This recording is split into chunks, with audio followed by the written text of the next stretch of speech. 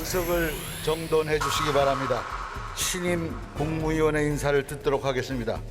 조국 법무부 장관 나오셔서 인사해 주시기 바랍니다.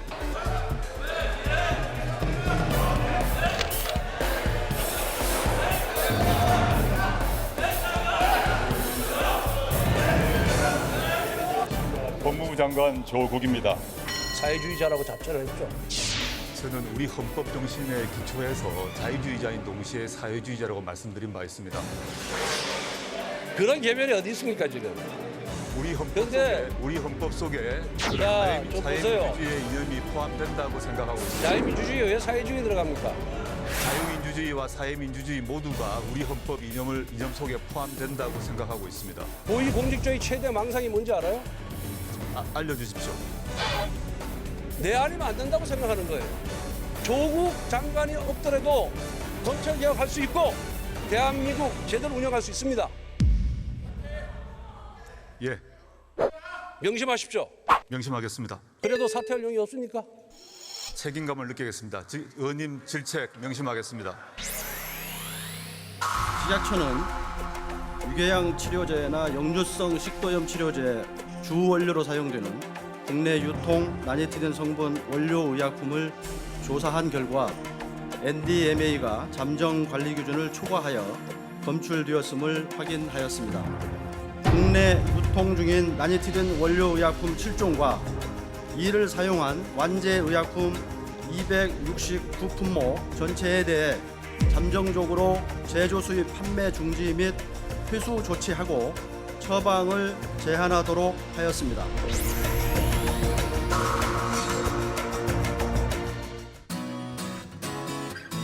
네, 9월 26일 정치부에 시작합니다. 신반장, 조금 전에 이제 국회 대정부질문 모습을 저희가 봤는데 정말 조국 장관이 험난한 신고식을 치렀잖아요. 근데 조금 전에 조국 장관의 답변 내용 관련해서 국회 대정부질문이 정회되는 일이 있었다고요? 네, 조 장관이 오늘 주광덕 의원의 질의 과정에서 네. 지난 23일 자택 압수수색 당일에 방배동 자택. 네, 방배동 자택 압수수색 당일에 이 검사 팀장과 전화 통화를 한 사실이 있다 이렇게 인정을 하는 발언을 했습니다. 아, 조 장관이 인정을 했어요? 네, 그래서 지금 한국당에서는 명백한 수사 개입이다라고 주장을 하면서 네. 긴급 의원총회를 소집해서 한때 대정부질문이 정회되기도 했었고요. 네. 의원총회에서는 명백한 탄핵 사유다라는 이야기도 나왔습니다. 그럼 파장이 좀 이어지겠는데요? 네, 그럴 것으로 보입니다. 미안해요. 말 끝나기도 전에 돌아섰어요. 양 반장, 오늘이 이제 화성 연쇄살인 유력한 용의자가 지목된 지 한 일주일 정도 되는 날이잖아요. 경찰이 오늘 관련 브리핑을 열었다는데 어떤 내용이 나왔어요? 예, 일단 뭐 오늘까지 어제까지죠. 어제까지 이춘재에 대해서 5차례 조사를 했고요. 하지만 그래요? 모두 뭐 혐의를 계속 부인하고 있습니다. 그리고 특히 이제 주목할 만한 게 당시 이 이춘재의 모습을 목격한 네. 목격자 2사람을 확보했다는 거죠. 아, 몽타주 그리는데 도움 줬던. 수소문에서 찾았다는 겁니다. 근데 네. 이게 뭐 30년 전 일이다 보니까 당장 네. 국장 같은 경우는 어제 일도 잘 기억을 못 하시잖아요. 근데 그렇죠. 오늘 오전 일도 잘 기억 못해요. 예, 근데 이 30년 전 일이다 보니까 네. 이분들의 기억을 되살리기 위해서 이 법 최면 전문가를 투입하기도 했다고 합니다. 저도 좀 하는데. 이제 들어가서 얘기를 좀 이어갑시다. 갑시다. 네.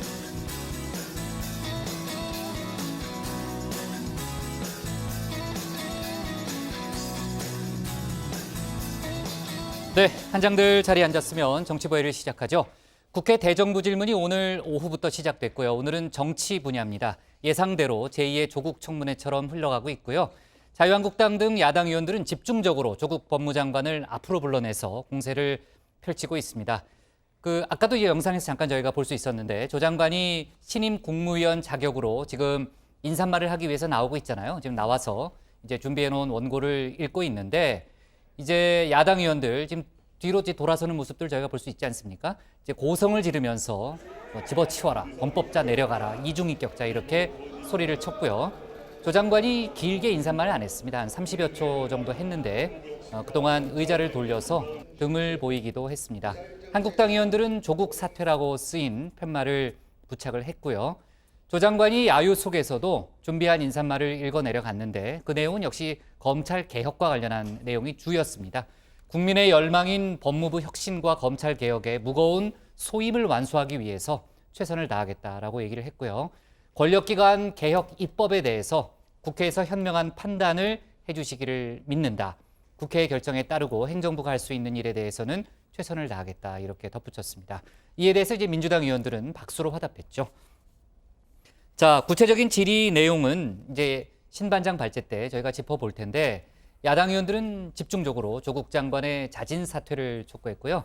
바른미래당 이태규 의원 검찰에 소환될 경우에 장관직을 사퇴할지 여부를 물었고 조 장관은 소환 통지가 만약에 온다면은 그때 고민을 하겠다 이렇게 얘기를 했고 권성동 의원과의 설전은 조금 전에 저희가 영상을 통해서 지켜봤죠. 고위공직자의 최대 망상이 뭔지 아느냐 이런 질문도 권 의원이 던졌고 아무튼 조 장관은 사퇴 요구에 대해서는 책임감을 느낀다. 명심하겠다. 질책을 명심하겠다 정도로만 답을 했습니다. 자, 이제 문제는 조금 전에 제가 신반장하고 서서 얘기했던 바로 이 부분인데요. 23일 검찰의 방배동 자택 압수수색 때 조국 장관이 검찰팀장에게 전화를 건 사실이 확인돼서 논란이 커졌고 지금도 논란이 이어지고 있습니다. 주광덕 의원은 검사를 지휘하는 장관이 전화한 사실 자체가 불법이고 엄청난 협박이라고 주장을 했고 조국 장관은 부인이 압수수색에 놀라서 전화가 왔고 검사를 제 전화를 바꿔줘서 검사에게는 지금 부인 상태가 안 좋으니까 차분하게 해달라, 배려해달라는 얘기만 했을 뿐이라고 얘기를 했습니다. 하지만 관련한 발언이 나오자 지금 국회 대정부질문장 술렁이기 시작했다고 하고요. 바로 이제 정회가 됐습니다. 그 이후에 자유한국당이 따로 의총을 열어서 조금 전에 이제 경찰팀장에게 전화를 건 사실이 확인이 됐고 이 부분은 법무장관이 직접 수사에 개입할 수가 없기 때문에 명백하게 직권남용에 해당된다 이렇게 결론을 내리고 탄핵 소추안을 추진하는 쪽으로 일단 결론을 내렸다고 합니다. 지금 다시 이제 대정부질문은 재개됐는데 아마 대정부질문 이후에도 한국당의 탄핵 소추 움직임은 계속될 걸로 보입니다. 지금 이 시각 국회 모습을 저희가 보고 있고요. 무소속 이용주 의원이 대정부 질문을 하는 그런 모습을 볼 수 있습니다. 바로 조금 전에 정회에서 이제 재개가 돼가지고요. 지금 이용주 의원이 바로 질의를 하고 있습니다. 네, 하지만 민주당은 어떻게 수사 상황이 야당 의원에게 이렇게 계속 흘러 들어가냐라는 부분을 계속 문제 삼으면서 오늘 국회 대정부 질문 전반적으로 피의사실 공표 문제에 대해서 집중적인 공세를 펼쳤습니다. 그 얘기도 이따 신반장 발제 때 짚어보겠습니다. 그리고 이낙연 총리는 오늘 관련 질문을 받고서요. 아무튼 진실이 밝혀지는데 시간이 얼마 걸리지 않을 것이다 라고 얘기도 했습니다.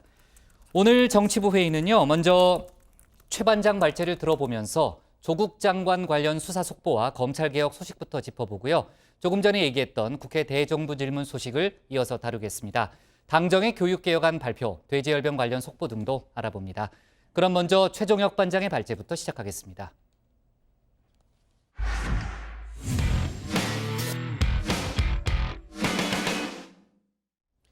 검찰이 오늘 조국 장관의 동생 조모 씨와 전처인 또 다른 조모 씨를 불러 조사하고 있습니다.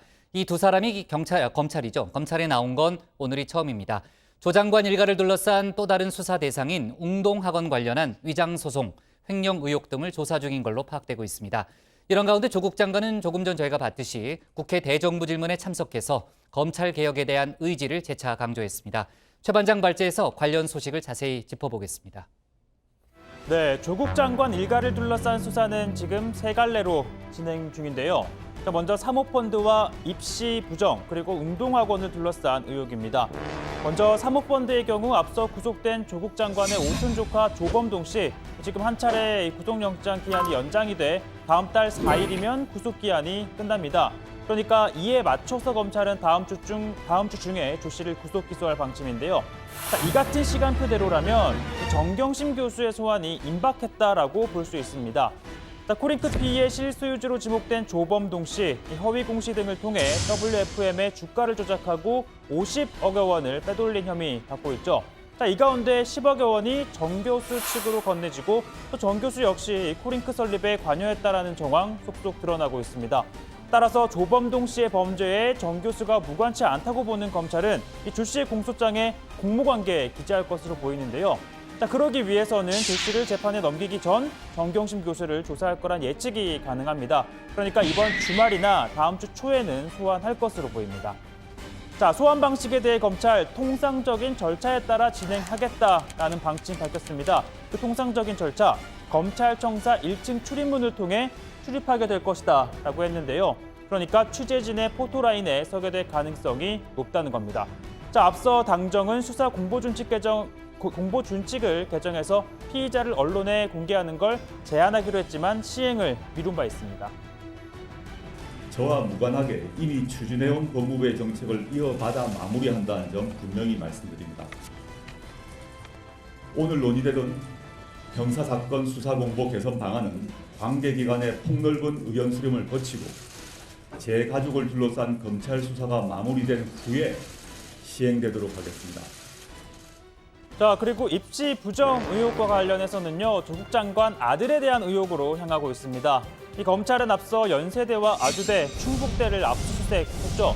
자, 위조 의심을 받고 있는 서울대 공익인권법센터 인턴 증명서가 이 대학원 지원 과정에 어떻게 활용됐는지 확인하기 위해서입니다. 자, 그런데 현재 아들이 대학 재학 중인 연세대 대학원은 관련 서류가 사라진 것으로 드러났는데요. 이 조 씨가 제출한 증명서를 학교가 어떻게 평가했는지 확인할 수가 없다는 겁니다. 연세대 측은 조 씨가 합격한 2018학년도 1학기를 포함해서 모든 서류 면접 심사위원별 평가표가 없다고 밝혔는데요. 자, 원칙상 해당 서류는 4년 동안 보관을 해야 하는데 관련해서 검찰 학과 사무실 앞 CCTV를 확보해 조사를 진행하고 있다고 합니다. 자, 그리고 세 번째 의혹이죠. 사학재단과 관련해서 검찰이 오늘 처음으로 조국 장관의 동생을 불러 조사하고 있습니다. 이 선친이 이사장이던 운동학원을 상대로 공사 대금을 청구하는 소송을 제기한 다음 이 운동학원이 변론을 포기해 패소하는 일명 위장소송 의혹이 제기됐는데요. 자, 이를 포함해서 조 장관은 운동학원에 대한 내용은 잘 모르고 또 제기된 의혹들도 사실이 아니라는 입장을 밝혔습니다. 캔커와의 소송, 이 운동학원이 지급해야 할 공사대금 채무가 명백함에도 불구하고 적극적으로 반론을 제기했어요. 이것도 알고 계시죠? 뭐 상세히는 모르고 이번 과정에 검증 과정에서 저희가 확인을 했습니다. 그 당시는 거의 기억이 참여하지 않았기 때문에 모르고요. 네, 아무튼 그 가족에 관련된 거에 대해서는 전혀 아니다 이렇게 얘기를 하시고 그 다음에 이제 이 캔커하고 관련된 거는 또 이제 와서 조금 파악을 했다 지금 이렇게 계속 말씀을 하시는데. 자, 이 소송은요, 한국자산공사가 운동학원의 은행 채권을 변제하기 위해 학교 재산을 가압류하고 운동학원을 상대로 냈던 소송이었습니다.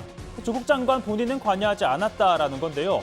그런데 이 조국 장관 컴퓨터에서 소송 관련 문건이 발견이 됐다고 합니다. 자, 교육청 허가를 받지 않은 학교 소유 부동산에 가압류를 걸었기 때문에 취소해야 한다라는 등 소송이 부당하다는 내용이 담긴 것으로 알려졌는데요. 물론 지금 문건만으로 곧바로 위법성을 따지는 건 어렵지만 소송을 전혀 몰랐고 또 관여한 바 없었다는 그동안의 해명에는 의문이 가는 대목입니다. 자, 오늘 아침 조 장관 발언 한번 들어보시죠. 연일 제 가족 관련해서 검증되지 않는 의혹 보도가 계속된다는 현실, 그리고 제 가족이 수사를 받고 있는 현실에 대해서 마냥 지켜만 보고 있다는 점 참 힘듭니다. 그렇지만 저는 법무부 장관으로서 검찰개혁 추진 등 중대한 과제를 하루하루 최선을 다하도록 할 것입니다. 자, 검찰개혁도 강조했는데요. 가족의 수사를 받는 현실이 힘들지만 나는 꿋꿋하게 나의 할 일인 검찰개혁을 해나가겠다라는 겁니다.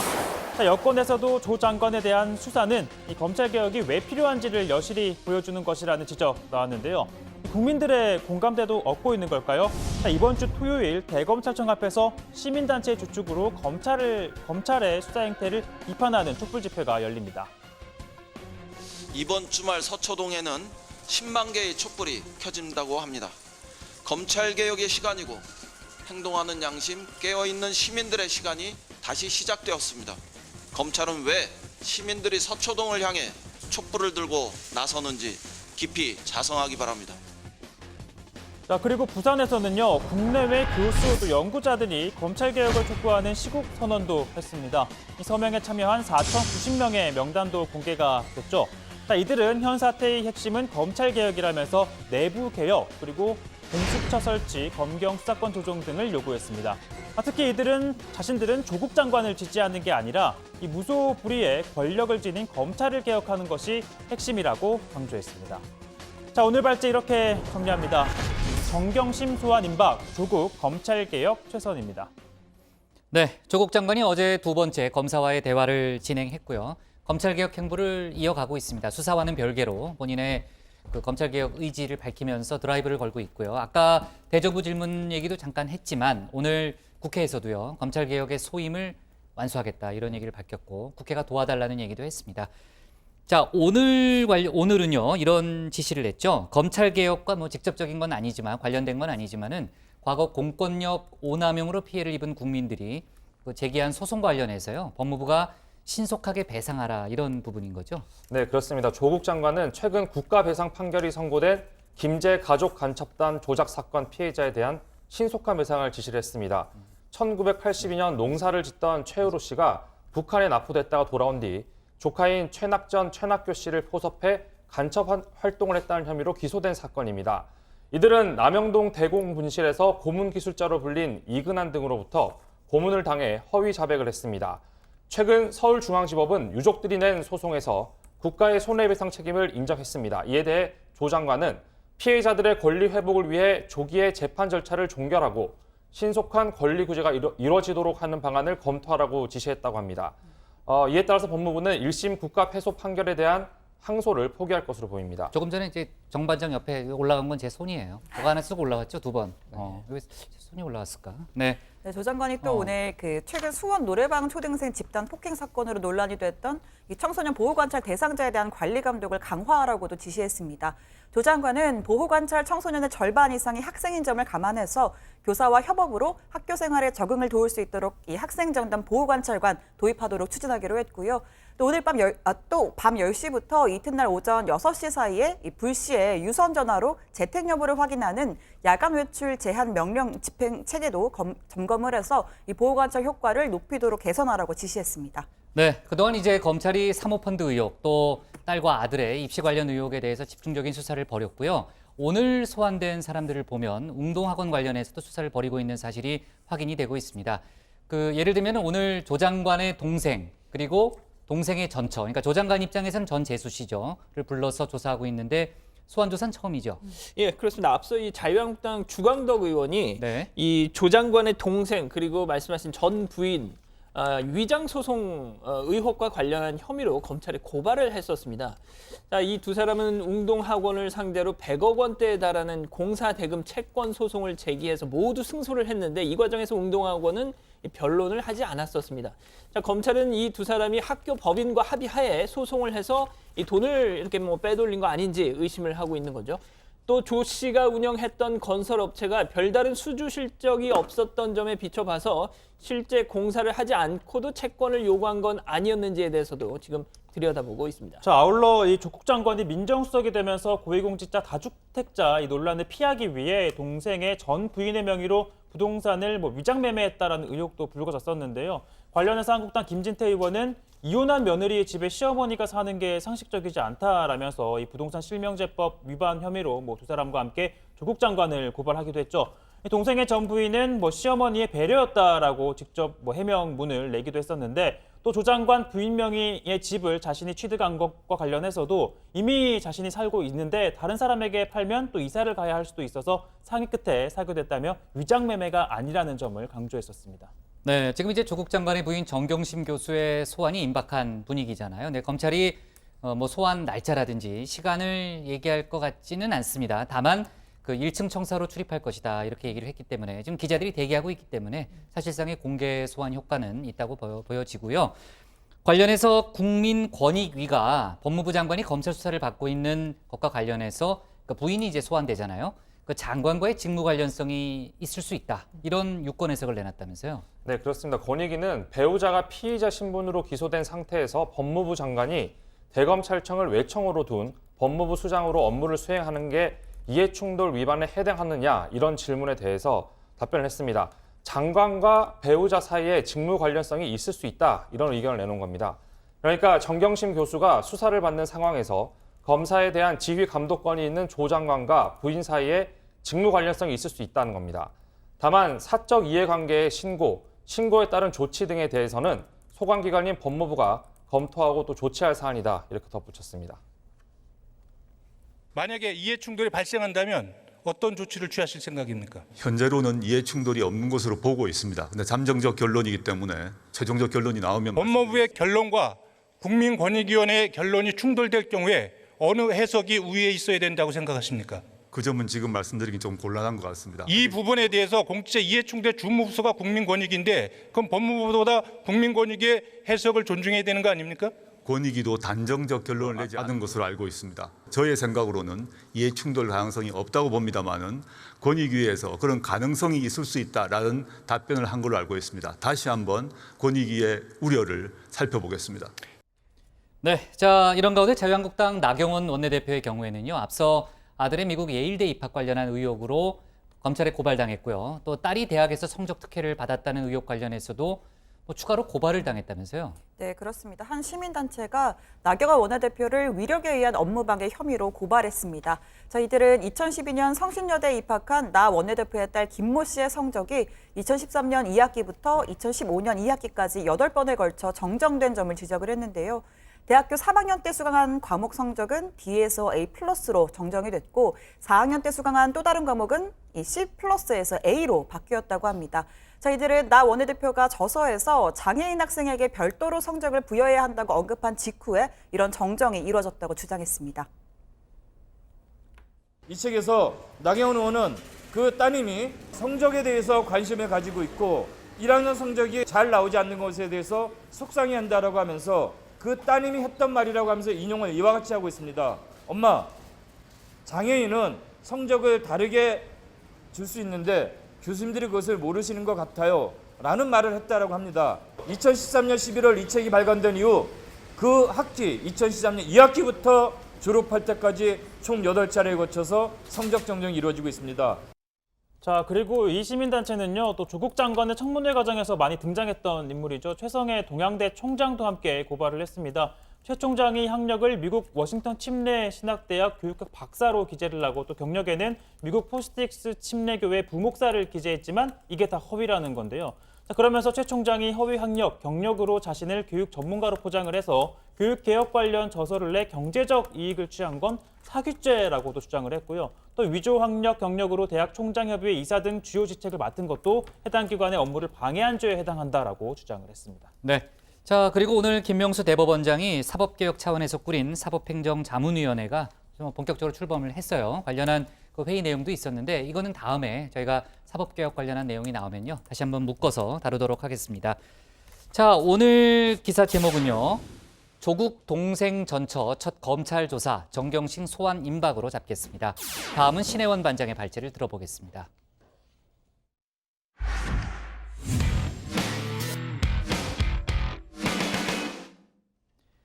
지금 국회에서는 오후부터 정치 분야 대정부 질문이 진행 중입니다. 조국 법무장관의 대정부 질문 대비 전이죠. 현재까지 상황을 보면 사실상 제2의 조국 청문회로 흘러가고 있습니다. 특히 조 장관은 지난 23일 검찰이 자택을 압수수색하던 날 검찰 수사팀장과 전화통화를 했다는 사실을 인정했는데요. 야당은 탄핵 사유에 해당한다며 탄핵을 추진하겠다고 밝혔고 조금 전에 법무부가 관련한 입장도 내놨습니다. 신 반장 발제에서 자세한 내용을 짚어보겠습니다. 네, 문재인 대통령이 미국 뉴욕 방문을 마치고 귀국했습니다. 기간은 3박 5일로 짧았지만 한미 정상회담과 유엔 총회 기조연설 등 무게감 있는 일정을 소화했습니다. 자, 어젯밤 귀국길에 오르기 전에 페이스북에 글을 하나 올렸는데요. 이렇게 국제회의에 참석할 때마다 우리의 위상을 실감한다면서 우리나라에 대한 관심과 기대는 오직 우리 국민들이 이뤄낸 성취라고 강조했습니다. 자, 핵심은 이 뒷문장에 있는데요. 평화도 경제 활력도 개혁도 변화의 몸살을 겪어내야 더 나아지는 방향으로 갈 수 있다고 믿는다면서 나라다운 나라에 우리는 아직 도달하지 못했다라고 말했습니다. 자, 나라다운 나라, 개혁, 일각에서는 조국 법무장관 이슈 등 국내 정치 논란을 지적한 메시지로 읽힌다는 해석도 나왔습니다. 마침 오늘은 조 장관의 국회 데뷔 전 국무위원으로서 첫 대정부 질문에 나서는 날입니다. 오후 2시에 시작해서 현재 한창 진행 중이고요. 발제 직전까지 지켜본 바 민주당은 조 장관 철통 방어를, 자유한국당과 바른미래당은 제2의 청문회 수준으로 화력을 집중하고 있습니다. 자, 예고편이라고 할 수 있는 아침 지도부 회의에서부터 신경전이 아주 치열했습니다. 대정부 질문은 대정부 질문이고 인사청문회는 인사청문회일 뿐입니다. 소중한 민생의 시간에 무차별적인 정쟁의 장을 열겠다는 것은 국민 배반, 민생 배반이라는 점을 밝혀둡니다. 문재인 대통령 페이스북을 정말 나라다운 나라에 도달하지 않은 것이 바로 범죄 혐의자가 장관하는 나라가 나라다운 나라인지 묻고 싶습니다. 너무나 뻔뻔스러운 상황입니다. 아직도 정신을 못 차리고 검찰을 범죄 집단으로 매도하면서 조국 지키기에 올인하고 있습니다. 범죄 피의자를 보호하기 위해서 집권당이 검찰을 고발하겠다는 발상이 이게 말이나 되는 소리입니까? 자, 이제 본 게임 대정부 질문이죠. 선수 명단부터 좀 보겠습니다. 오선의 민주당 원혜영 의원이 스타트를 끊었고요.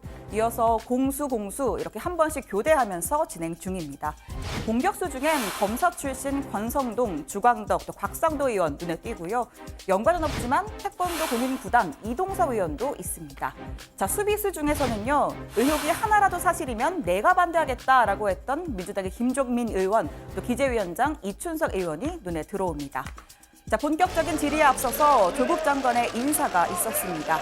신임 국무위원은 임명 후 처음으로 출석하는 본회의에서 국민의 대표인 국회의원들에게 인사를 하는 게 관례입니다. 자, 그런데 이렇게 조 장관이 단상에 오르기 시작하자 의석에서는 야유가 쏟아졌습니다. 또 야유에 반발하는 고함 소리도 같이 들리고요. 이렇게 여야의 고성이 뒤섞인 가운데 인사말을 시작했습니다. 존경하는 문희상 국회의장님, 그리고 의원님 여러분, 법무부 장관 조국입니다. 국민들의 열망인 법무부 혁신과 검찰개혁의 무거운 소임을 완수하기 위해서 최선을 다하겠습니다. 권력기관 개혁 관련 입법에 관한 국민의 대표인 국회에서 현명한 판단을 해주시길 믿습니다. 국회의 결정에 따르고 행정부가 해야 할 노력에 최선을 다하겠습니다. 많은 도움 부탁드립니다. 네, 이렇게 조 장관이 자리로 돌아가는 동안도 야유와 고성 내내 쏟아졌습니다. 자유한국당은 의석 모니터 뒷면에 조국 사퇴 등의 문구가 적힌 손팻말을 내걸었고요. 또 이렇게 아예 등을 돌려서 뒤를 보고 앉았습니다. 조 장관을 인정할 수가 없으니 인사말도 듣지 않겠다, 이런 의미겠죠. 본격적인 질의가 시작됐습니다. 먼저 민주당입니다. 정책 질의에 집중하는 동시에 검찰의 대대적인 수사를 정치 개입으로 규정하고 또 규탄하는 식으로 조 장관을 엄호했습니다. 검찰 개혁 문제도 집중적으로 거론했습니다. 주요 선진국 가운데 우리나라처럼 검찰이 기소권과 수사권을 모두 가지고 있는 나라가 있습니까? 또 세계적으로 유례가 없는 검찰의 권한 집중으로 인해 나타나고 있는 문제점과 그 해결책은 무엇입니까? 영미권 같은 경우는 수사와 기소가 완전히 분리되어서 수사권은 경찰, 기소권은 검찰에 가 있는 걸로 알고 있습니다. 독일 같은 경우는 형사 절차에서 절차를 운영하는 데 있어서 검찰 내에는 독자적인 수사 인력 자체가 없습니다. 우리는 한국 검찰에는 검사가 있을 뿐만 아니라 검찰 수사관이 아주 많은 수가 있습니다. 네, 자유한국당의 첫 질문자로 나선 권성동 의원 시작부터 강하게 몰아붙였습니다. 조 장관을 부를 때부터 장관이라는 호칭을 아예 뺐습니다. 또 조 장관이 청와대 민정수석으로 재직할 당시 적폐 수사와 관련해 극단적인 선택을 한 고 변창훈 검사를 언급하면서 지금이라도 사죄 용의가 없느냐라고 따져 물었습니다. 또 조 장관이 유학 시절 태광그룹으로부터 장학금을 받았고 이후에 태광그룹 비자금 수사 때 이호진 전 태광그룹 회장 탄원서를 제출했다면서 앞에서는 재벌을 비판하고 뒤에서는 보석을 선처했다. 전형적인 언행 불일치라고 지적했습니다. 법무부를 대표해서 나와주시기 바랍니다.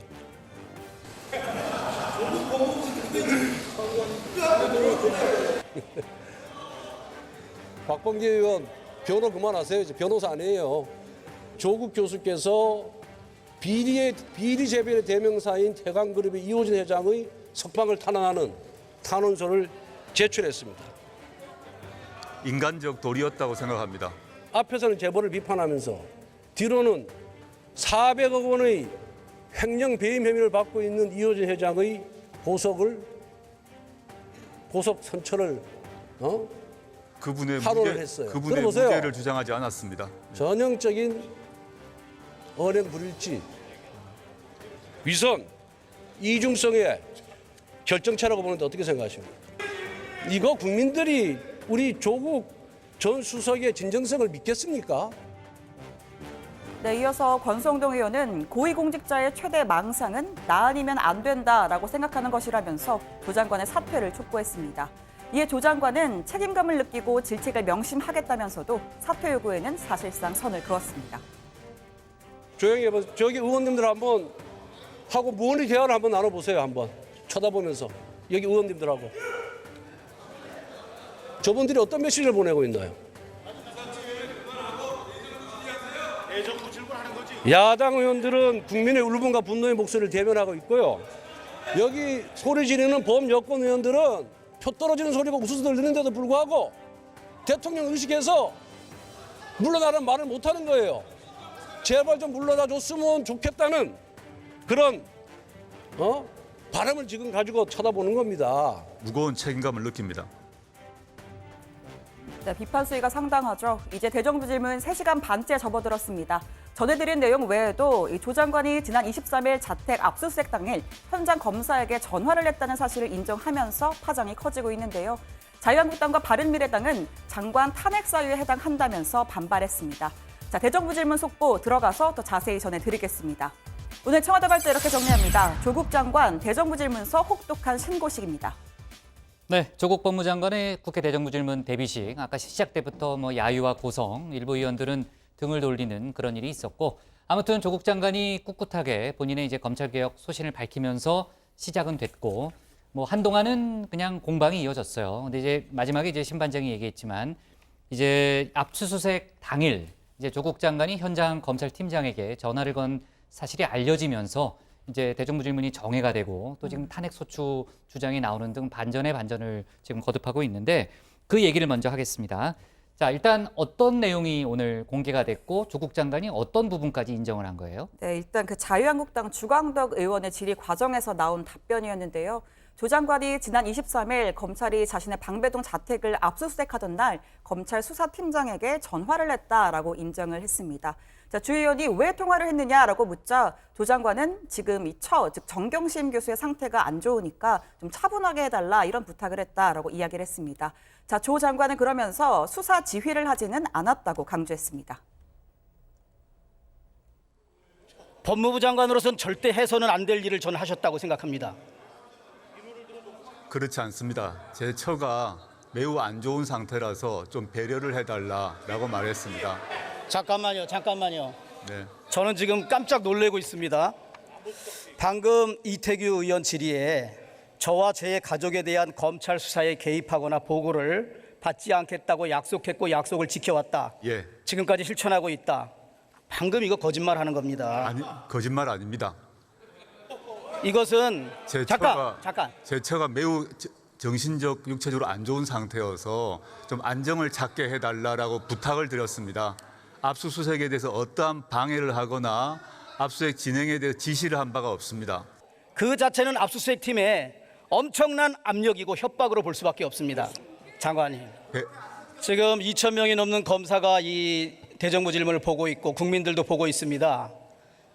검사들의 인사권을 가지고 있고 검사들의 지휘 감독권을 가지고 있는 법무부 장관이 자신의 집을 압수수색하는 검사 수사팀장하고 전화를 했다는 사실, 이 자체는 불법입니다. 사실은. 지휘하지 않았습니다. 사건 지휘를 하지 않았습니다. 제 말을 들어. 네, 방금 보신 것처럼 자유한국당은 불법이다, 탄핵 사유다 이렇게 반발하면서 긴급 의원총회 소집하기도 했고요. 자, 조 장관은 후보자 시절이던 지난 2일 기자간담회에서 이 딸의 입시 부정, 또 웅동학원, 사모펀드 등 이 주변인 의혹과 관련해서 당사자와 전화 연락을 해봤느냐라는 질문을 받을 때마다 이 오해를 불러일으킬 수 있어서 현 상황에서 연락이 적절하지 않다라는 말을 여러 번 강조한 바가 있습니다. 자, 조 장관은 또 기자간담회와 앞선 인사청문회에서 당시에 제가 알고 있는 것, 제가 기억하는 것 그대로 답변했다면서 거짓말이 없었다고 생각한다고 말했습니다. 네, 양 반장은 그 이후에 또 정치권 움직임이 있을 텐데요.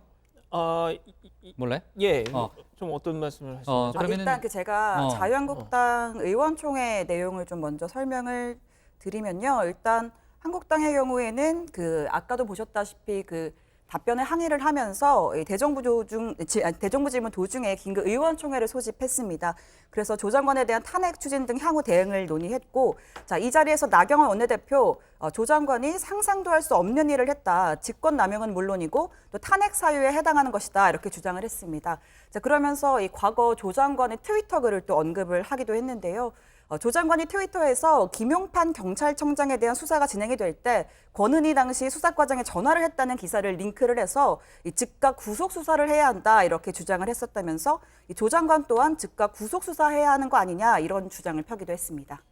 네. 그리고 오신환 바른미래당 원내대표도요. 장문의 입장문을 바로 냈습니다. 그러면서 현직 법무부 장관이 압수수색하는 현장 검사에게 전화를 걸어서 차분히 해달라, 그리고 배려를 해달라 이렇게 얘기하는 것은 부탁이 아니라 부당한 요구다 이렇게 주장을 했습니다. 그리고 또 법무부 장관이 개별 수사에 개입할 수 없도록 한 검찰청법을 정면으로 어긴 중대한 위법 행위다 이렇게 주장을 했습니다. 그러면서 이제 조 장관은 해임 대상이 아닌 탄핵 대상이다 이렇게 강조를 한 겁니다. 정확히 한국당과 같은 의견입니다. 네, 자 이게 야당의 입장을 들어봤고요. 아까 이제 조국 장관은 수사 지휘를 한 것이 아니고 이제 부인 상태가 안 좋아서 그 부분에 대한 배려를 부탁한 것에 불과하다라는 얘기를 했고, 조금 전에 법무부가 입장을 내놓은 게 있다면서요, 최 반장. 일단 법무부의 입장은 조국 장관이 설명을 한 것과 거의 동일한 입장인데요. 일단 좀 전해드리면 이 장관에 대한 장관 자택에 대한 압수수색이 시작되자 이 집에 있던 배우자가 충격으로 쓰러져서 119까지 부르려고 했던 상황이었다고 합니다. 그래서 배우자가 남편인 조국 장관에게 전화를 걸었고, 그러니까 배우자가 정확하게 말을 잘 못하니 이 조국 장관이 건네받은 다음 이 현장에 있던 검사팀 압수수색 관계자에게 이 정경심 교수의 건강 상태가 너무 안 좋은 것 같으니 좀 놀라지 않게 신속하게 압수수색을 진행해 달라라고 남편으로서 말한 게 전부라고 밝혔습니다. 그러면서 앞서 조국 장관이 대정부 질문에서 말했던 것처럼 압수수색을 방해하려는 취지의 언급을 하거나 수사에 어떠한 영향력을 행사한 사실은 없다라고 강조를 했고요. 자, 이건 지금 법무부의 입장이고, 검찰에서도 그러니까 압수수색을 진행을 했던 검찰 입장도 나왔는데, 검찰 관계자는 당시 와이프가 그러니까 정경심 교수가 몸이 좋지 않고 또 딸과 아들이 집에 있으니 신속하게 압수수색을 진행해 달라라는 취지의 전화 통화를 했다라고 전해왔습니다. 네. 자, 아무튼 관련한 논란은 계속되고 있고, 일단 정회가 된 다음에 아까 조금 전에 저희가 영상에서도 봤지만은 일단 재개는 됐습니다. 하지만 한국당이 지금 바른미래당과 함께 탄핵 소추안을 추진하겠다는 입장을 밝히고 있기 때문에요. 관련한 속보 내용은 더 나올 것으로 일단 보이고요. 혹시 소식이 들려오면요, 저희 다시 한번 얘기를 해보겠습니다. 오늘 국회 대정부 질문 얘기를 이어서 해볼게요. 아까도 그 여러 가지 질문, 야당 의원들은 집중적으로 이제 조국 장관 관련한 이제 공방을 이어가면서 사퇴하라는 요구를 계속했잖아요. 하지만 조국 장관은 소임을 다하겠다라는 답변을 했고, 결국은 물러날 생각은 없다는 뜻을 분명히 한 것으로 해석이 됩니다. 다만 그 본인에게 검찰 소환 통보가 온다면은 어떻게 할 거냐라는 질문에 대해서는 또 어떻게 뉘앙스가 약간 좀 미묘하게 해석될 수 있는 발언도 있기는 있었어요. 야당에서 관련된 지지가 많이 나왔는데, 바른미래당 이태규 의원 가족 관련한 의혹을 집중적으로 물으면서 민정수석 시절 얻은 정보를 부인이 직접적으로 간접적으로 이용했을 경우에 법적 책임은 무엇이냐라고 물으니까 조 장관 민정수석 시절 어떤 정보도 처에게 제공한 바 없다라고 선을 그었습니다. 또 배우자에 대한 검찰 수사가 과도하거나 또 부당하다고 생각하느냐라는 데 대해서는 현재 진행되는 검찰 수사에 대해 일절 평가를 해선 안 된다라고 생각한다라고 밝혔고요. 그러면서 본인이 소환될 가능성, 그러니까 내가 자신이 소환될 가능성은 예상할 수는 없지만 소환 통지가 오면 사퇴를 고민하겠다라고 답했습니다. 사회적 지위와 커넥션이 없는 보통 청년들의 기회를 빼앗은 것이라는 지적과 문재인 정부가 강조하는 기회의 균등과 과정의 공정과는 거리가 멀다는 지적에 대해서 어떻게 생각하십니까? 당시에 그 절차가 아무리 합법이었다고 하더라도 그 절차를 이용하지 못했던 많은 사람들에 대해서는 박탈감을 주었다고 생각하고 있고요. 그 점에 대해서 깊이 반성하고 있습니다. 배우자에 대한 검찰 수사와 기소가 과도하거나 부당하다고 생각하십니까? 지금 그 현재 진행되는 검찰 수사에 대해서 일체의 평가를 해서는 안 된다고 생각합니다. 부인이 추가로 기소될 경우에도 장관직을 계속해서 수행하시겠습니까? 그 문제 아주 섣부른 답변이라고 생각합니다. 평소 주장대로라면 검찰이 소환할 경우 장관직을 사퇴하고 조사를 받는 것이 맞다고 보는데 소환될 경우에 그렇게 하시겠습니까? 소환이 되면, 소환 통지가 저에게 온다면 그때 제가 고민하겠습니다. 네. 자, 그리고요. 이낙연 총리도 오늘 여러 번 나가서 답변을 했는데 조 장관 사태로 인해서 우리 사회가 공정한지에 대한 회의가 국민에게서 싹텄다라는 발언을 했죠, 양반장. 예, 그렇습니다. 아까 제가 지금 대정부 질문 상황을 챙겨 보면서 막 하다 보니까 맞아요. 국장이 네. 갑자기 훅 들어오시는 바람에 그러니까요. 미안해요. 제가 제 특기예요. 훅 예, 들어가는. 제가 부지불식간에 지금 무슨 말씀하시는 거죠? 그러니까 말이에요. 대답을 해버렸습니다. 죄송합니다. 진행이 매끄럽지 못해서 죄송하고요. 아니, 저는 즐거워요. 아, 그렇습니다. 네. 예. 일단 이 자유한국당 권성동 의원 질의 때 이 조 장관 관련 비리 의혹을 정리한 표를 보여주면서 국민의 허탈감을 알고 있느냐 이렇게 물었습니다. 이낙연 총리가 이렇게 답변을 한 것인데요. 자, 권 의원이 이 총리와 이해찬 더불어민주당 대표, 노영민 비서실장 이 세 사람이 대통령께 조국 장관 임명에 반대한다는 의견을 건의했다는 풍문이 있는데 사실이냐 이렇게 물었습니다. 이낙연 총리 사실이 아니다라는 답변 대신에 확인해주기 어렵다라고 말했습니다. 한번 들어보시죠. 조국 인사 참사와 관련해서 국민들이 느끼는 분노와 허탈감을 알고 계신가요? 네, 알고 있습니다. 어느 정도라고 생각하십니까? 우리 사회가 공정한가에 대한 깊은 회의가 국민 사이에 싹 텄고 특히 가진 사람들이 제도를 자기의 기회로 활용하는 일들이 많이 번지고 있다는 데 대해서 분노하고 계시는 것으로 짐작합니다. 오죽하면은 이렇게 문제 많은 조국 후보를 대통령이 임명하다 보니까 두 분 사이 관계를 우리 국민들이 이제 의심하기 시작했어요. 조국 후보가 대통령 따님인 문다혜 씨 등 가족 관련 의혹 등 측근의 정보를 모두 알고 있기 때문에 그리고 문재인 정권의 아킬레스건을 쥐고 있기 때문에 어쩔 수 없이 임명한 것이 아니냐 하는 그런 의심을 하고 있습니다.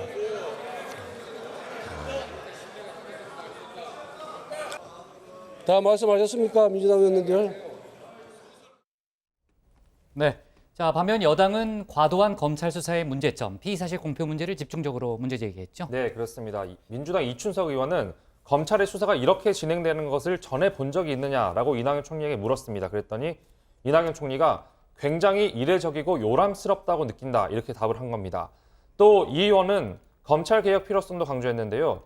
조 장관도 전적으로 동의한다면서 저는 검찰개혁과 법무혁신의 도구라고 생각한다며 제 쓰임이 있을 때까지 쓰이는 것이고 쓰임이 다 이루어져 어느 누구도 되돌릴 수 없는 개혁이 이루어지면 제 소임을 마치는 것이라고 이렇게 답을 했습니다.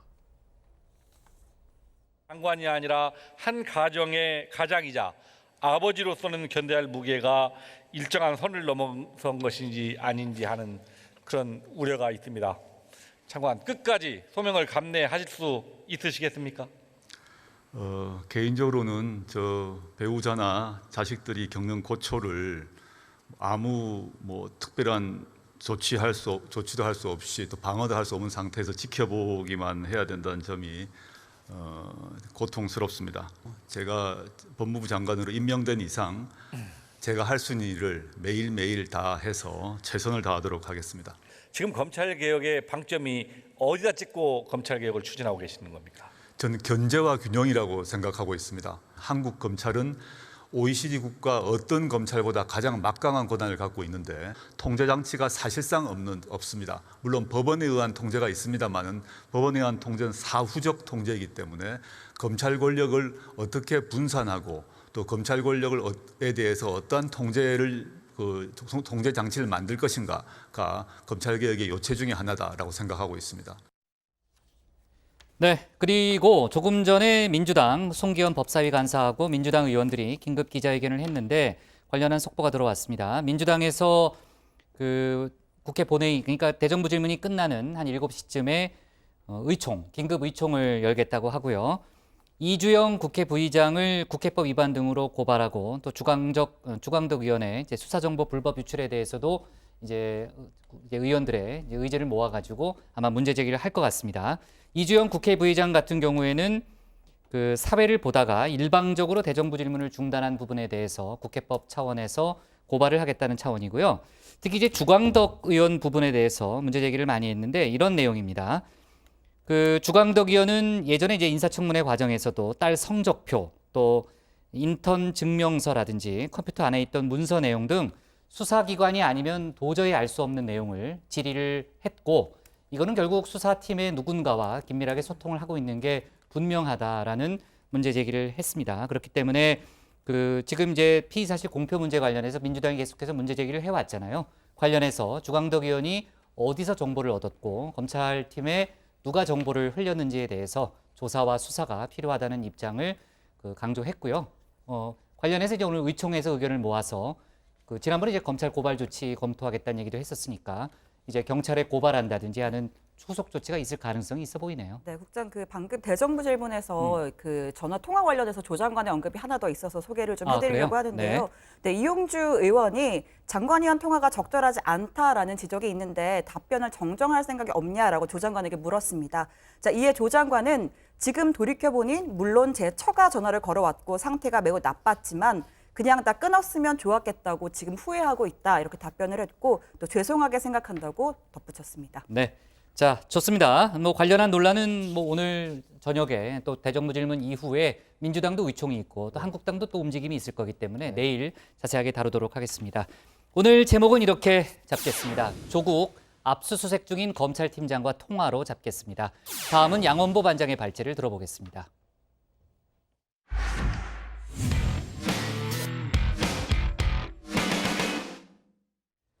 어제 자유한국당 곽상도 의원과 문재인 대통령 아들 준용 씨의 설전, 이른바 찬스 설전 관련 소식 전해드렸는데요.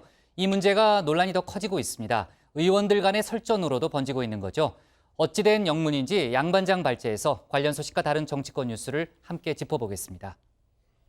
예, 그렇습니다. 이거 내용이 조금 복잡합니다. 일단 정리부터 하고 가죠. 자, 자유한국당 곽상도 의원 언제부턴가 문재인 대통령 가족 문제에 천착하기 시작했죠. 올 초에는 딸 다혜 씨의 이 태국 이주 과정을, 그리고 최근에는 준용 씨 부부 문제로 화살끝을 돌렸습니다.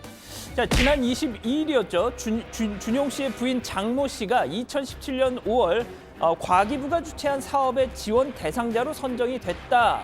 자, 이거 아무래도 시아버지 찬스, 그러니까 문재인 대통령 도움이 있었던 것 같다, 이런 의혹을 제기한 겁니다. 자, 준용 씨가 곧바로 내 아내는 시아버지 찬스 쓸 필요가 없을 만큼 훌륭한 인재다 반박했죠. 자, 그러자 곽 의원, 자, 그렇다면 준용 씨 미국 유학 시절 뉴욕에서 어머니 친구인 손혜원 의원이 구입한 빌라에서 살았던 거 아니냐? 유학 시기와 손 의원의 빌라 구입 시기가 절묘하게 맞아떨어진다, 또 이렇게 공개 질문을 했더랬죠.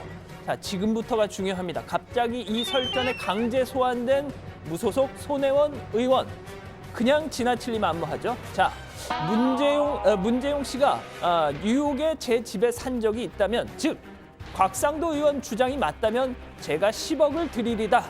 반면 내 말이 맞으면 난 당신에게서 500원만 받을게 라고 한 거죠. 자, 그런데 여기서 생각지도 않던 한 사람이 링에 오릅니다. 바로 민주당 이종걸 의원이죠. 곽상도 의원의 박근혜 정부 청와대 민정수석 재직 경력을 끄집어내면서 지금 문 대통령 가족 조사하는 그 열정의 10,000분의 1이라도 민정수석 때 일을 했더라면 최순실 국정농단 있었겠느냐면서 이렇게 저격을 합니다. 듣보잡 변호사가 요직인 민정수석에 발탁됐다면 찬스를 썼을 가능성이 많다.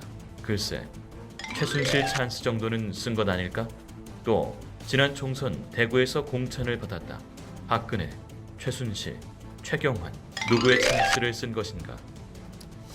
야, 진짜 이거 아버지 찬스, 시아버지 찬스, 급기야 최순실 찬스까지. 곽상도 의원, 이 손혜원 의원 때까지만 해도 그냥 참고 있었는데요. 보신 것처럼 이종걸 의원까지 가세를 하니까 드디어 입을 열었습니다. 보시죠. 자, 내년 총선이 다가오니 문준영 호위병으로 나서서 눈도장이라도 받고 싶은 분들 많은가 봅니다. 더 늦기 전에 문준영 찬스 하나씩 챙기시기 바랍니다. 그러니까 이종걸 의원의 갑작스런 이런 참전, 결국 내년 총선 공천을 의식한 거 아니냐, 그런 지적 같은데요. 왠지 이 설전 꽤나 길어질 것 같은 불길한 예감이 듭니다. 자, 다음 소식입니다. 어제 전해드렸던 유시민 노무현재단 이사장의 그 알릴레오 시즌2 발언, 오늘까지도 여진이 이어지고 있습니다. 일단 야권에서는 많은 비판을 내놨지만 민주당은 어제까지는 침묵했었죠. 그런데 오늘 조금씩 반응이 나오고 있더라고요. 특히 바른미래당 하태경 최고위원에게서 정신줄 놓지 마라 이런 비아냥 들었던 바로 그 발언이요. 검찰은 못 믿어요. 네. 그럼 검찰이 저 하드디스크 드라이브를 가지고 가서 저 안에 있는 데이터를 뭘 장난을 칠 가능성도 있는 거죠. 증거인멸 시도가 아니에요. 증거를 지키기 위한 거지. 내가 정경심 교수의 처지라도 그렇게 할 것 같아요.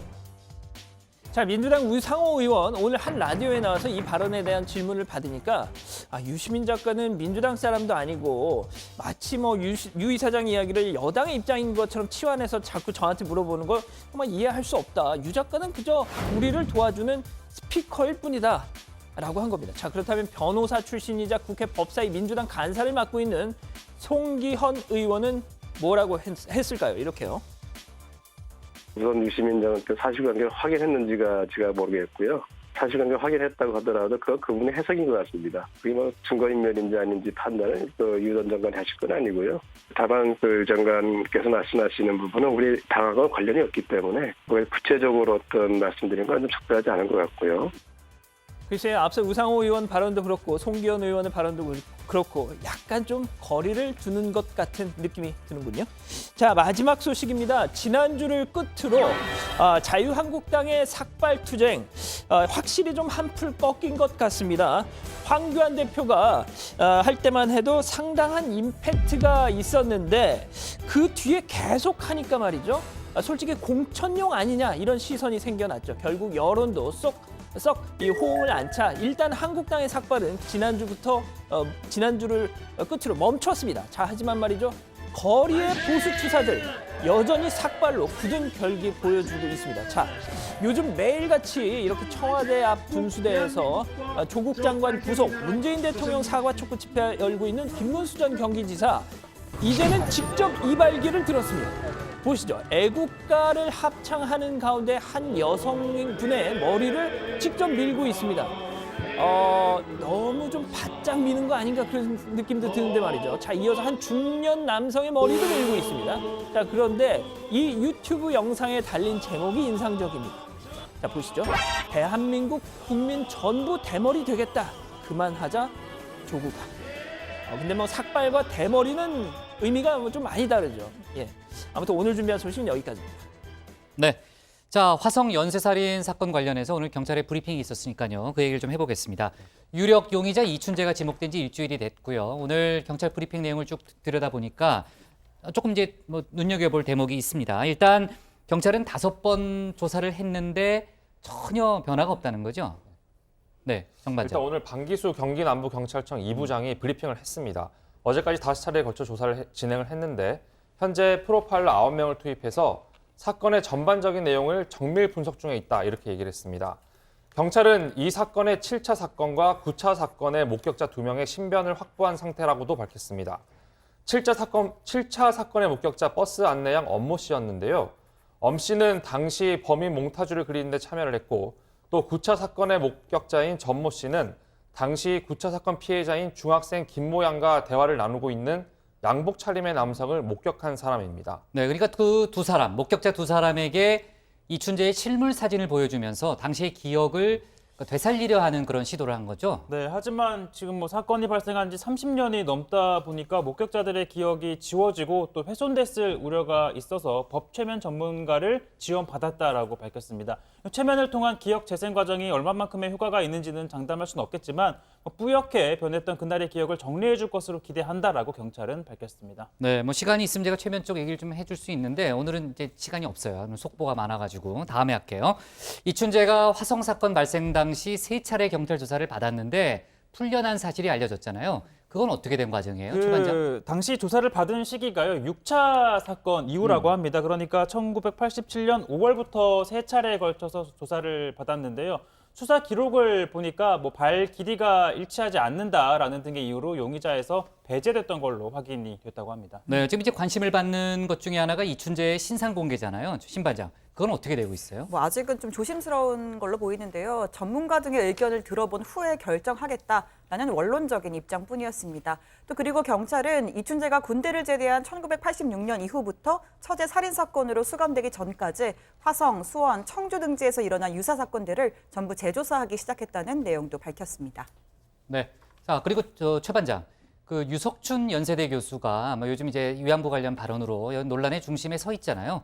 관련한 속보 내용이 하나 들어온 게 있다고요? 네, 류석준 교수가 지난 그 홍주표 전 대표 당시 그 혁신위원장으로 활동을 했었고 그 다음부터는 이제 평당원 신분으로 자유한국당 당적을 갖고 있었는데 이번 그 위안부 관련 논란으로 인해서 한국당에서 이 징계를 검토하기 위해서 이제 윤리위를 착수를 했는데 그 소식이 전해지니까 이 유석준 교수가 탈당계를 제출했다고 합니다. 그래서 곧바로 탈당 처리가 됐고요. 그에 따라서 징계 절차는 뭐 처리가 이루어지지 않을 걸로 보입니다. 네. 자, 좋습니다. 오늘 기사는 이렇게 제목을 정리할게요. 이춘재의 용의선상 3차례 배제, 최면 수사 진행으로 정하겠습니다. 다음은 정종문 반장의 발제를 들어보겠습니다.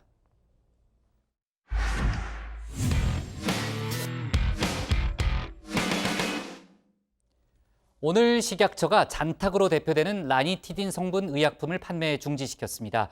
위궤양과 역류성 식도염 치료에 일반적으로 사용되는 의약품이기 때문에 파장이 만만치 않을 걸로 보입니다. 또 오늘 당정은 교육 관련 오늘 개선 방안도 발표했는데 정 반장 발제에서 2가지 소식을 자세히 짚어보겠습니다.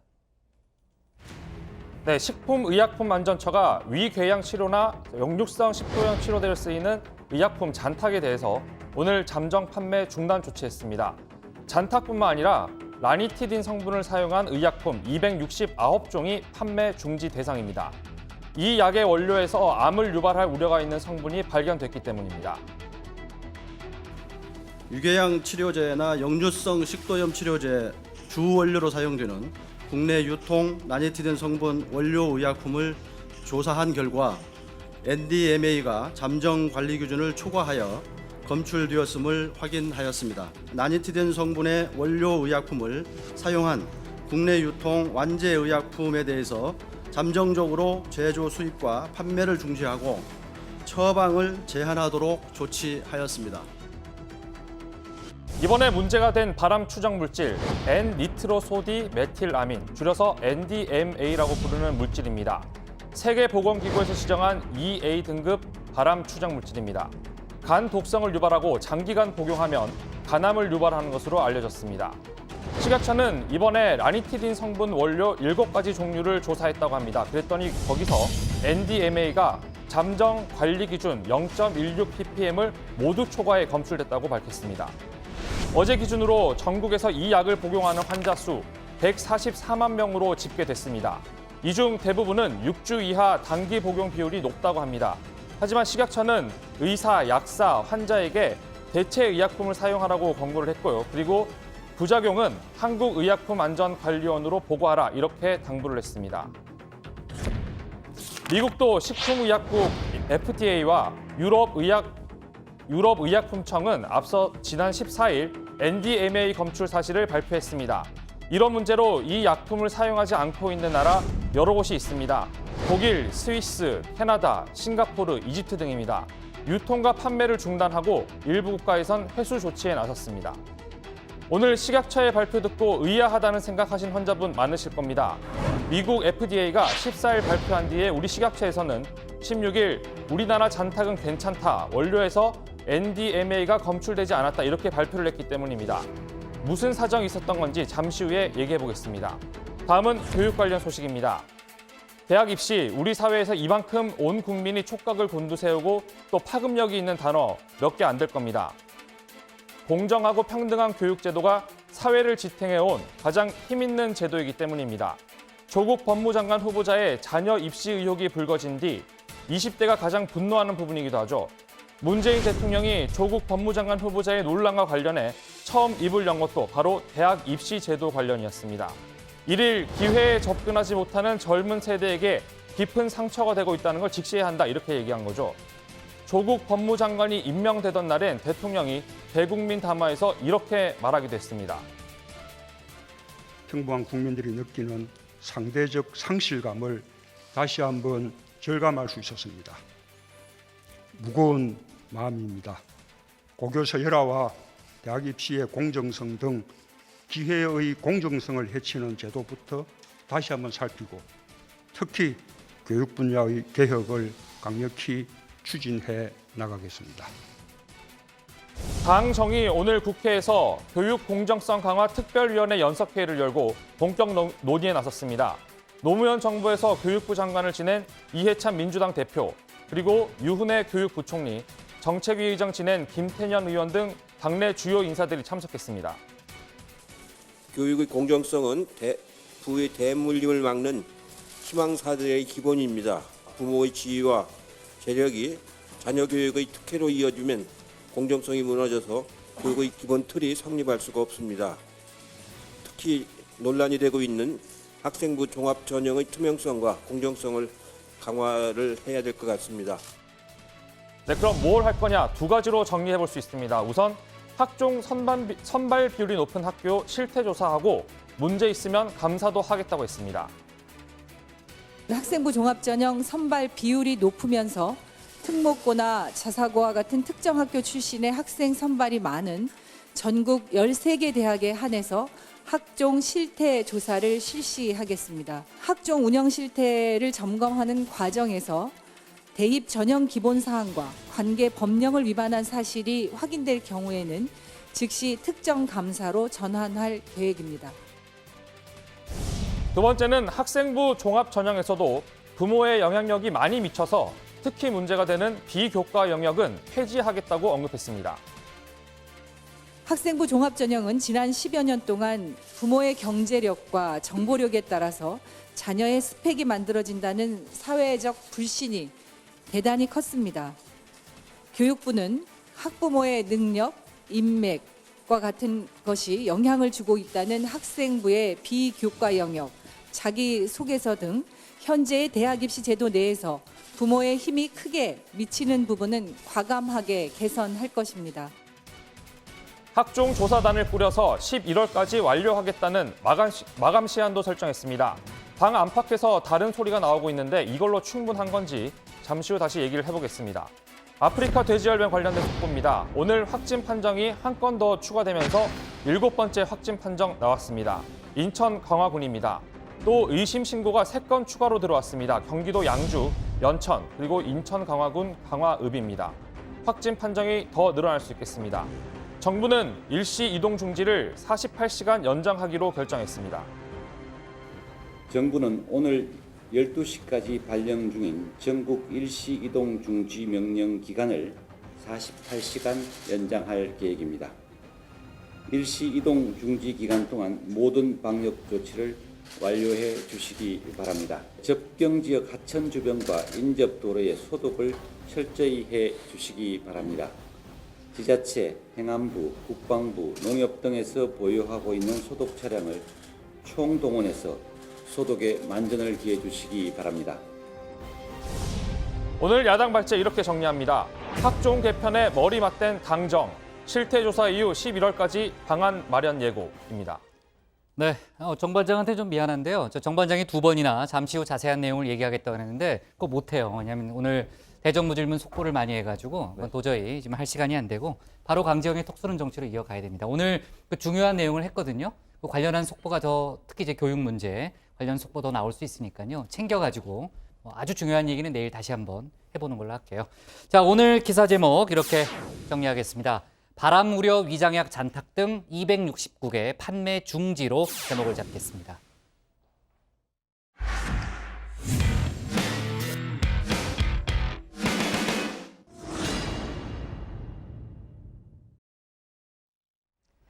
안녕하세요. 톡쏘는 정치의 강정입니다. 전 남편을 살해하고 유기한 혐의로 재판을 받고 있는 고유정.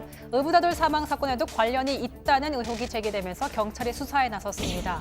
결국 사건 발생한 지 6개월 만에 경찰이 고유정을 의붓아들 살해 사건의 용의자로 잠정 결론 내렸습니다. 프로파일러들의 분석 결과 고 씨가 의붓아들이 결혼 생활에 걸림돌이 된다는 이유로 살해했을 가능성이 높다고 하는데요. 또한 경찰은 고 씨의 휴대전화 등에서 의붓아들이 숨진 날 새벽 잠들지 않고 깨어 있었다는 정황 증거를 확보했다고 합니다. 게다가 국과수연구원은 한현남 편의 모발을 최근 추가 검사한 결과 특정 수면제 성분을 확인했다고 합니다.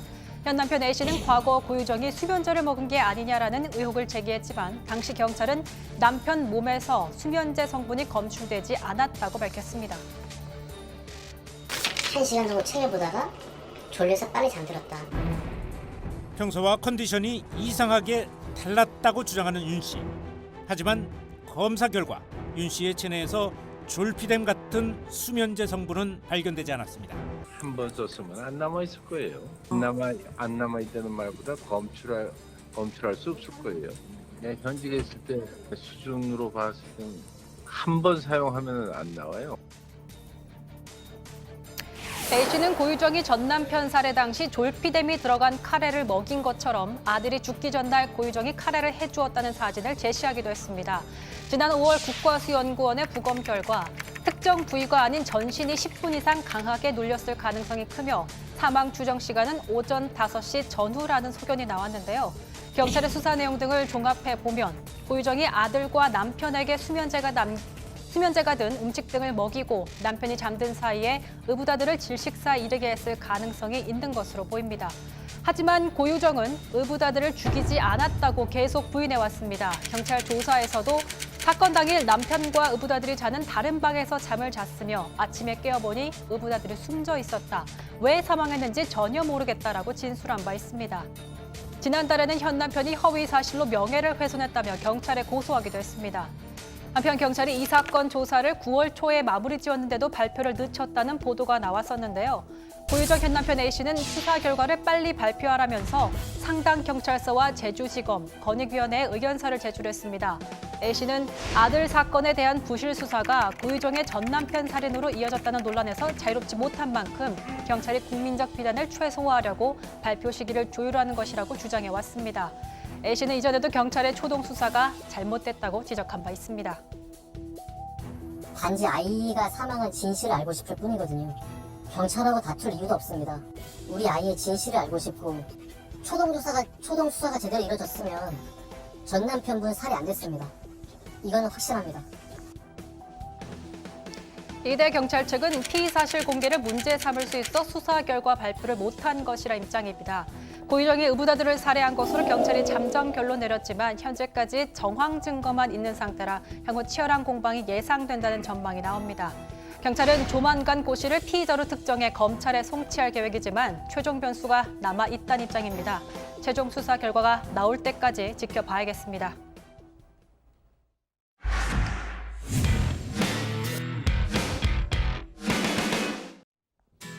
네, 미리 보는 내일 복국장의 60초 프리뷰 시작합니다.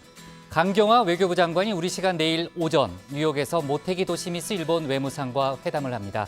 이번 유엔 총회에서 한일 정상 간의 만남은 불발됐지만 외교장관들이 만나는 건데요. 양국의 갈등을 풀 실마리를 찾을 수 있을지 주목됩니다. 자세한 소식 회의 때 전하겠습니다. 오늘은 정치 분야 대정부 질문이 진행되고 있는데 조국 장관이 압수수색 당일 현장 검사에게 전화를 한 사실이 밝혀져서 논란이 되고 있죠. 한국당은 내일 조국 장관에 대한 탄핵 소추안을 본격적으로 추진할 걸로 보이고요. 민주당은 오늘 저녁 의총을 거쳐서 내일 이주영 국회 부의장을 고발하는 한편 또 피의사실 공표 문제를 집중적으로 문제 제기할 것으로 보입니다. 아무튼 속보가 많이 나올 걸로 보이는데 회의 때 자세히 다루도록 하겠습니다. 자, 조국 법무장관 사퇴를 요구하는 시국 선언문을 발표한 전현직 대학 교수들의 명단이 공개됩니다. 해당 교수단체는 내일 청와대 앞에서 명단 공개에 동의한 교수들의 이름을 밝히겠다고 했습니다. 그리고 오늘 시작된 서울 지하철 9호선 노조의 준법 투쟁은 내일도 이어집니다. 오늘 정치부회의는 여기까지고요. 저희는 내일 오후 5시 10분에 다시 찾아뵙겠습니다. 네, 수고했습니다. 네, 오늘 80초 하셨어요. 또 했어요? 예. 말하고 싶은 게 많아가지고.